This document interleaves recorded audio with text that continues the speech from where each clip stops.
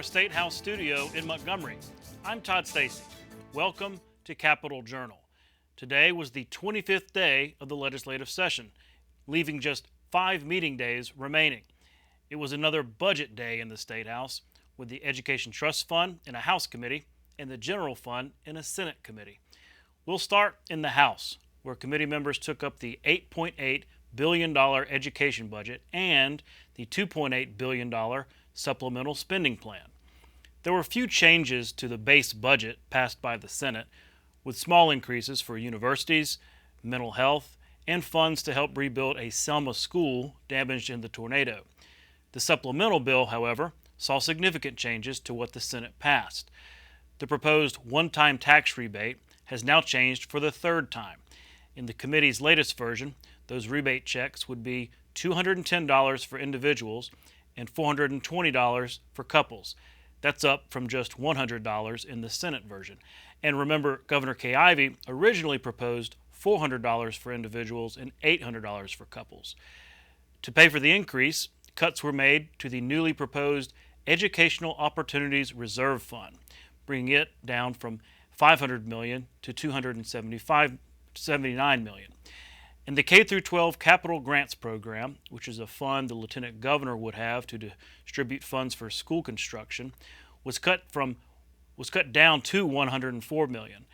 State Representative Danny Garrett, who chairs the committee, talked about changes to both the education budget and the supplemental bill. The governor recommended a $966 million rebate. The Senate cut that to $275 million. The House has taken that back to $550 million, so that's doubling the rebate that the Senate had. That's, again, $210 per person, $420 per couple, and that's in the supplemental. We made no change to the debt service payoff from either the governor or the Senate. Department of Risk Management, the Senate made a $10 million change, which we maintained in the House. In the Department of Education, we actually added the Senate added $4.7 million, and I believe that was for the new school system down in South Alabama, the Orange Beach area, I believe, to make sure that that calculation that trued that up. So we maintained that change. Fleet renewal, we maintained the Senate change of $20 million for renewal buses around the state. Classroom support, we maintained we actually the Senate added a pre-funding of classroom support, so $20 million. What we found out was every year as we increase the amount of money that goes into the classrooms, because the fiscal year and the timing of school and whatnot, that money's not available until later in the year after school starts. I should also mention that the proposed grocery sales tax cut that we've talked about a lot this year also passed through Garrett's committee today. That bill and the education budget bills are expected to be on the House floor tomorrow. On to the Senate, where the $2.9 billion general fund budget and the $180 million supplemental spending bill were in committee. The overall amount was reduced by just $7 million from what the House had passed, but there were some notable changes. The Crime Victims Compensation Fund received an additional $1 million, and tourism saw an additional $2.9 million, while other agencies saw cuts, namely the district attorneys at $3 million and the Alabama Law Enforcement Agency at $21 million. Committee Chairman Greg Albritton said the overall decrease in funding from what the House passed is due to increased prison construction costs. Those all appropriated have been hundreds and hundreds and billions of dollars between the not just the schools, not just the prisons, not just the parks, not just the water and sewer, but overall other matters. Y'all are cognizant of how construction costs have skyrocketed since we have begun doing these things. I would suggest that there's been a minimum of 30% increase in construction costs than anticipated. Those costs are going to have to come from somewhere. And even though we've had federal money to begin much of these, and we've had bond money to begin much of these, when we get to the end of these, there's going to be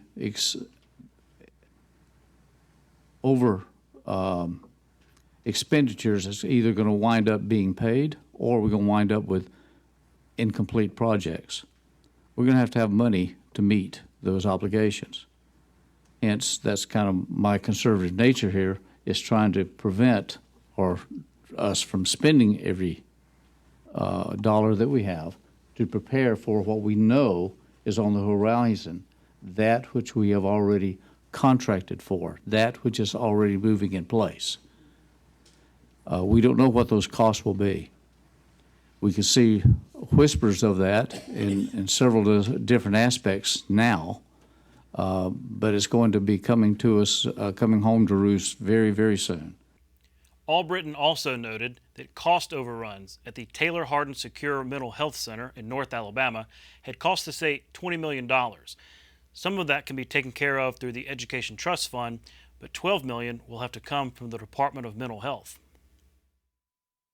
Let's not make more of it than it is, because be aware that part of that was trying to make up for the House version of the supplemental that had $23 million for the renovation costs of Taylor Hardin. That did not survive in my supplement, our supplement, I should say, and to make up for that somewhat, we plussed up on the backside there in the general fund to make up for some of that. We weren't able to do that completely by that move, but I hope that we've prevented problems there. The most notable addition to the general fund supplemental bill was the addition of $20 million for the Port of Mobile and $5 million for the Mobile Airport. Also in committee today was a bill seeking to codify in state law the biological definitions of men and women. House Bill 405 from State Representative Susan DuBose would limit the definitions to sex individuals are assigned at birth. The bill previously drew protests from LGBT activists who called it discriminatory. So accordingly, there's 150 different intersex conditions. So which ones are we going to determine, and how would we make that determination? Is this something that we're going to be subjecting all children to get tested for when they're born, like chromosome analysis, hormone levels, hormone stimulation tests, electrolyte tests, specific molecular testing, endoscopic exams, or an ultrasound or MRI to actually verify the sex of the child or person? Okay. Yes, I spoke to the Alabama Department of Public Health regarding this. In fact, they suggested the amendment, which has been engrossed in this substitute bill. That determination is made at birth. It says if we have the male, the female, and the unknown entry. So if a sex on a child's certificate of birth would be marked unknown when sex cannot be medically determined for developmental or other reasons at the time the facts of birth. And then again in page 55, there's a line that says an individual born with medically verifiable diagnosis of disorder or difference in sex development, which that's really what we're talking about here, which Right. is the intersex. It doesn't say the word intersex, but that's really the definition of intersex, shall be provided legal protections and accommodations afforded under the Federal Americans with Disabilities Act. The bill passed committee and now goes to the full House. Today was also a floor day in both the House and Senate, with significant legislation moving in both. We'll start in the House with notable bills that advanced there.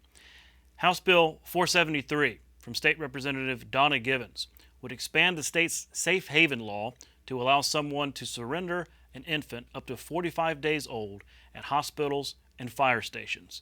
The bill is scheduled for a Senate committee tomorrow.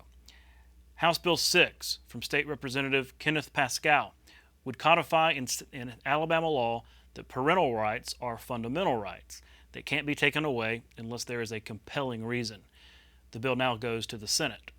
House Bill 304 from State Representative Neil Rafferty would allow food trucks to sell alcoholic beverages within established entertainment districts. It goes to the Senate. And two bills got final concurrence votes today, sending them on to the governor.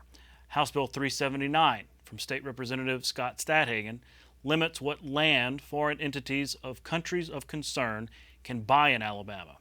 And House Bill 4 from State Representative Prince Chestnut prohibits companies from forcing or coercing employees to implant microchips.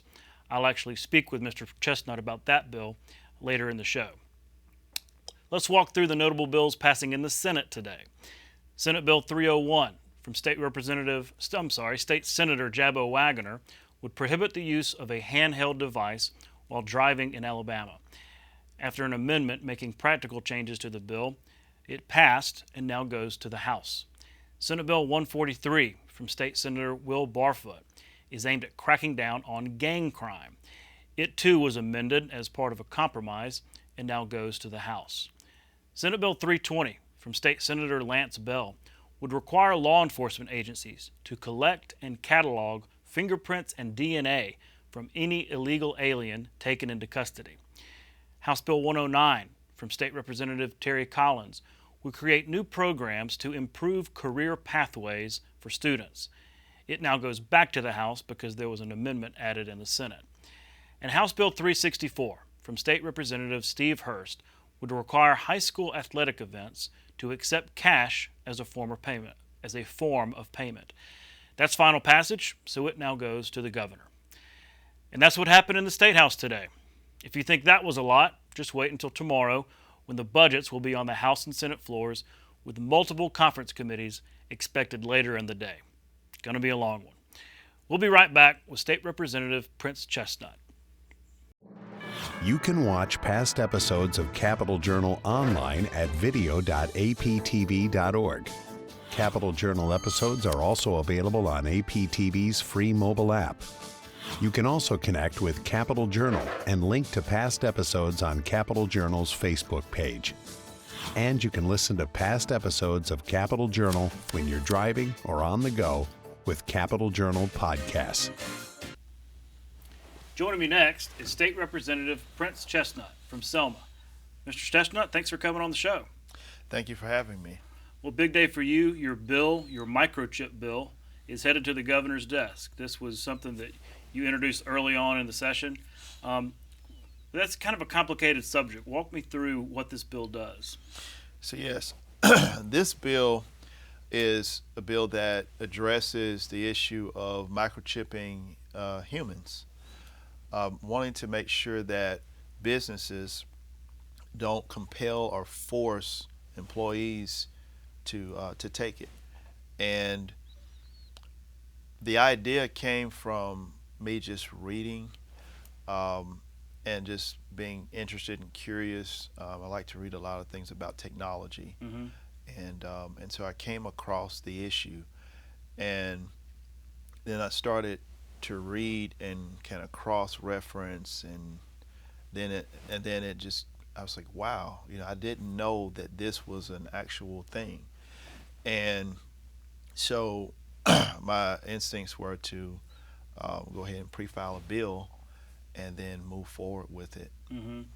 So help me understand it. Would this be like, because I know about the concept in like pets, they get a microchip, so it's for the vet, right? That's right. So is it the same sort of in humans that it's a company would force somebody as part of their health insurance plan to keep up with their health stuff? Is that sort of the way something like that would happen? Well, the company that I am aware of that's in the United States that utilizes it, my understanding is that the chip is put into the hand not necessarily for health reasons, but to make it easier or to facilitate getting in and out of different checkpoints. And like in a building. That's right. Okay. That's right. And then being able to use it for other things when you're in the building. Yeah. So it's like an access thing. I guess like you watch those movies where somebody walks by and they might put their hand up and then it scans it and then they go into the next door and so on and so forth. So. Well, and, it's really fascinating that there's even technology to do that, but you get into huge privacy concerns because that chip can open the door or can track you and all that, but imagine all the other information it could store, and just huge privacy concerns. So I guess, is that sort of where you're coming from? It's a real threat to personal privacy? Absolutely. because it's one thing to, I mean, like we're supposed to have free will, right? We're supposed to have a choice. This is America, after all, and I think it presents a major problem. It's like, Big Brother, when you start to saying that as a condition of employment that this is something that we would like for you to do. If there's, I mean, it can be a suggestion, but it can be a suggestion that's veiled coercion. And I mean, obviously, right, if people are trying to feed themselves and feed their families, they might do something that they might not normally do. Sure. Under the circumstance. So. Well, not here, as long as the governor signs the bill. That will be banned, correct? That's correct. Okay, well, congratulations on that. Thank you. You've got another bill dealing with juror mileage. Those who serve on juries, obviously they're compensated some, but they also get paid mileage. I didn't realize how low it was. Yes, a nickel per mile. And there's enough reasons already for people to become discouraged, to not want to serve on juries. Sure. We don't need this one to be another one. So a nickel is really, that's really low. We had to do mileage the other day, and the federal rate's like 65 cents or something like that. So that's crazy low. Yes, and first we thought about 50 cents, but then we kind of went back and recalibrated, and we came up with the idea of giving the Supreme Court the opportunity to determine within the budget how they wanted to handle it. Obviously if we have inflation, then it's going to go up. It could be 50 cents, 60 cents, 62 and a half or whatever, or let them figure that out. And that way we don't have to come back every couple of years. Like if we have, lately we've had a lot of inflation, probably the most we've had in decades. But then we could have deflation at some point. But it's better to give them the opportunity and the power to control. They know what their budget is, and they can make wise decisions on how to do that. Well, you've been busy as a member of the Judiciary Committee. The Judiciary Committee itself has just been very busy this session. Happens every year. Y'all met today for a public hearing on, there was the bill on death penalty sentences, trying to make him unanimous jury verdicts and things like that. Talk about your work on judiciary as an attorney and the role that committee plays in the legislative process. Absolutely. That committee is it's really, out of all the committees, it's probably the most exciting committee to be on. I mean, I know some people probably think it's boring sitting up talking about law and legal not issues. To a lawyer, right? No, not to a lawyer. Now I will admit that when we talk about property, that gets pretty boring. But outside of that, most of the issues just they're compelling issues. And I'm the type of lawyer that always thinks about, I look at things from the foundational aspects, which are the Constitution. Every bill I look at, I look at it with the lens of, is this constitutional? And secondly, I say, okay, if it is constitutional, then what does this bill, what is the purpose of the bill? What is it? What are the aims? What are the goals? And then the next thing I do is say, okay, well, if these are the goals, these are the aims, are these the least restrictive methods to get to that particular, to achieve that goal or that aim? And so I'm always trying to make those, trying to analyze these issues because I think that it's incumbent upon us as legislators to do the best that we can to not just bring bills because it makes us feel good, but to bring bills that actually do something that will achieve a greater good.